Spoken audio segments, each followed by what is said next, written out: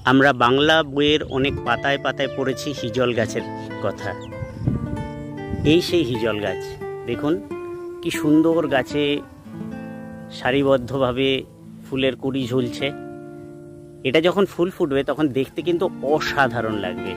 দেখুন, সকালবেলা এলে হয়তো আমি দেখাতে পারতাম। আর এইখানে বেশ কিছু চারা এবং বড় গাছ আমি দেখতে পাচ্ছি। দেখুন দূরে ওই গাছটা দেখতে পাচ্ছেন, এটা একটা বড় হিজল গাছ। সত্যি মানে বিলুপ্ত প্রায় পর্যায়ে চলে গেছে আমাদের এই গাছ।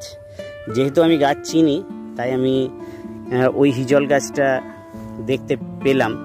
আর এখানে পাটের সুন্দর দৃশ্য দেখুন, বিঘার পর বিঘা। সত্যি মানে সবুজের সাথে থাকলে মনটাও ভালো হয়ে ওঠে।